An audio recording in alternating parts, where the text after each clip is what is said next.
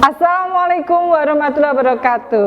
Perkenalkan, saya Rami Siti Saadah sebagai Wakasek Kurikulum yang hari ini akan menyampaikan materi tentang struktur kurikulum dan KKM. SMA Islam Sudirman Ambarawa pada tahun 2013 menjadi sekolah perintis yang memakai kurikulum 2013. Apa itu kurikulum 2013? Yaitu seperangkat pembelajaran yang akan kalian jalani selama 3 tahun. Saat ini, sekolah kita menjalankan kurikulum dengan sistem paket. Apa itu sistem paket? Mari kita lihat video berikut ini.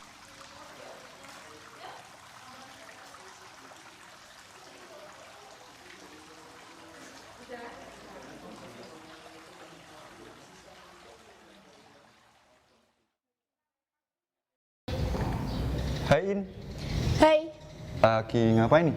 lagi baca buku. Oh, Pas banget kan ada kamu di sini. Aku mau tanya sama kamu sih. apa? Kamu kan masuk peminatan MIPA. Ya, Nah, pelajaran di peminatan MIPA tuh asik gak? asik sih. Cuman ya itu banyak banget materi yang menjurus ke penghitungan. Kalau kamu sendiri di PS gimana? Kalau di IPS juga ada mapel yang menjurus ke penghitungan sih, tapi mungkin nggak sebanyak punya Muhan. Oh, Terus kalau aku boleh tahu, mapel di peminatan MIPA tuh apa aja sih? kalau mapel di peminatan IPA itu ada matematika minat, kimia, fisika, sama biologi. Kalau kamu sendiri di PS? Kalau di peminatanku itu ada sosiologi, sejarah minat, geografi, sama ekonomi, Han. Oh itu ya In. Tapi aku masih bingung sih In. Bingung kenapa, Han? Kenapa di setiap peminatan itu ada mata pelajaran yang sama, tapi juga ada yang beda? Oh, itu karena mapel dibagi menjadi 3 bagian. Yang pertama, ada mapel wajib, yaitu mapel yang ada di semua jurusan. Terus yang kedua itu ada mapel minat, yaitu mapel yang sesuai dengan peminatan yang sudah diambil atau dipilih. Kemudian yang ketiga itu ada mapel lintas minat, yaitu mapel yang diambil dari salah satu peminatan lain. Oh gitu ya In. Tapi kenapa harus gitu ya? Kalau kamu mau tahu lebih jelas, kamu boleh lihat video penjelasan berikut ini. Mari kita cermati tabel struktur kurikulum sistem paket kelas 10 peminatan MIPA, IPS, dan Bahasa. Tabel struktur kurikulum memuat nama mata pelajaran dan alokasi waktu dalam 1 minggu. Mata pelajaran kelompok A dan B adalah mata pelajaran wajib yang diikuti semua peserta didik dari semua peminatan. Ada 10 mata pelajaran dalam kelompok A dan B.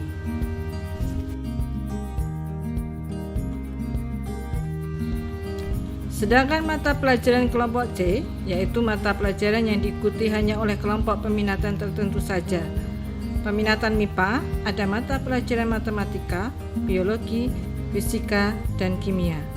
Peminatan IPS ada mata pelajaran geografi, sejarah, sosiologi, dan ekonomi. Peminatan bahasa ada bahasa dan sastra Indonesia, bahasa dan sastra Inggris, bahasa dan sastra Jepang, serta antropologi.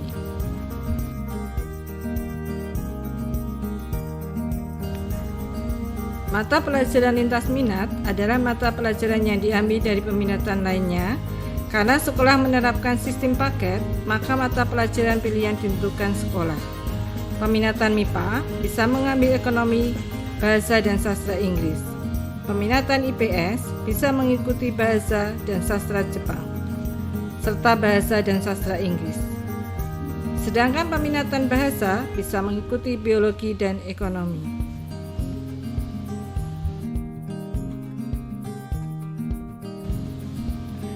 Kriteria ketuntasan minimal adalah kriteria paling rendah untuk menyatakan peserta didik mencapai ketuntasan dalam suatu mata pelajaran.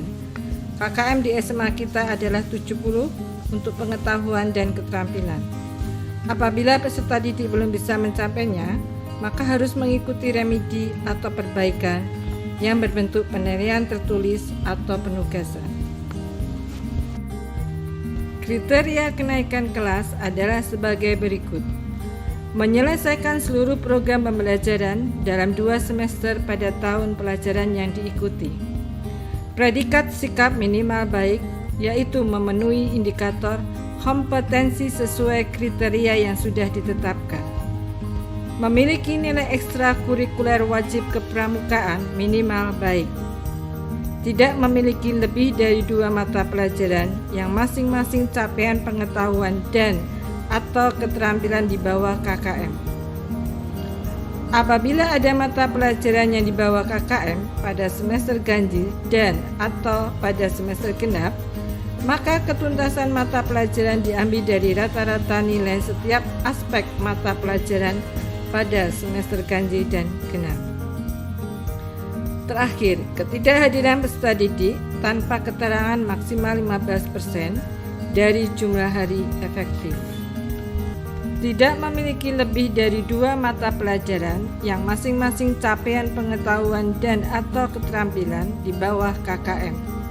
Apabila ada mata pelajaran yang di bawah KKM pada semester ganjil dan atau pada semester genap, maka ketuntasan mata pelajaran diambil dari rata-rata nilai setiap aspek mata pelajaran pada semester ganjil dan genap. Terakhir, ketidakhadiran peserta didik tanpa keterangan maksimal 15% dari jumlah hari efektif. Maulida, Hai, ada apa? nih nilai ulangan kamu. Wah, aku dapat berapa? Lihat. Aku dapat 75, alhamdulillah. Alhamdulillah, kamu ada KKM ya? Iya, alhamdulillah. Kamu dapat berapa? Punya aku dikit. Berapa? Coba lihat. Dikit. Coba Mau lihat. Coba lihat. Jangan ditutupin, nggak kelihatan. Oh, masa nggak Nggak kelihatan? kelihatan. Coba Udah, tangannya awas. dikit. Tangannya minggir. Ini nih. Awas, nggak kelihatan. Dibuka semuanya. 68 punya aku. Oh, dikit lagi KKM tuh. Dikit lagi sih dikit lagi. Tapi kan tetap aja masih di bawahnya. Disuruh ulang-ulang. Emang ngulangnya gimana? Ya biasalah disuruh remedi.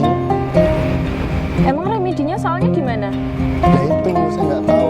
Entah itu sama atau beda. Kalau yang beda itu bikin pusing. Ya udah, tinggal belajar lagi aja. Ya kamu enak tinggal bilang belajar lagi aja. Kamu tes KKM nggak remedi. Yang remedi kan aku. Terus aku harus gimana? Kamu kan anaknya pintar. Nggak pinter juga sih. Tapi kan nilai rata-rata kamu tes KKM semua. Terus? Mau tanya tips buat belajar apa? Ini kamu nggak salah tanya sama aku. Terus mau tanya sama siapa? Dalam belajar. Ya udah nih aku kasih tahu ya tipsnya. Tipsnya di situ. Itu tipsnya di Itu. situ.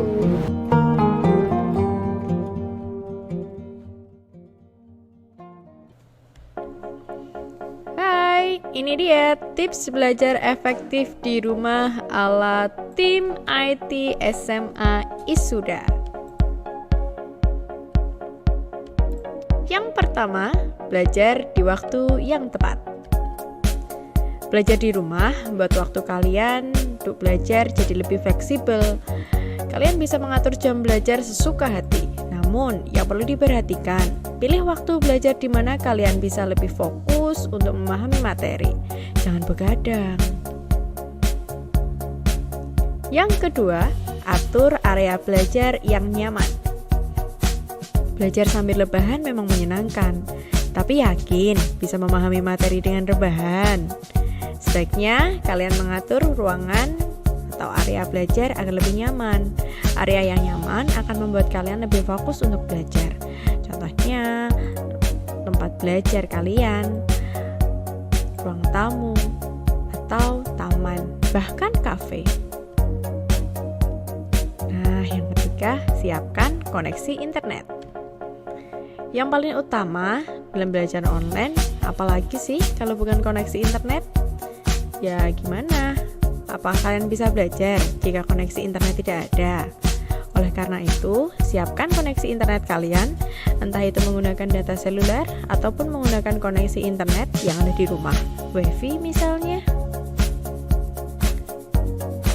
Dan yang terakhir, pilih portal belajar yang efisien. Nah, ada nih yang efisien. Apa itu? Elisda. Belajar online akan efektif jika kalian punya platform khusus untuk belajar. Jadi tidak asal belajar. Nah, SMA Islam Sudirman sudah punya platform belajar online, yaitu Elisda. Gimana bisa kalian akses? Melalui www.elisda.smaisuda.sdh.id. Selamat belajar.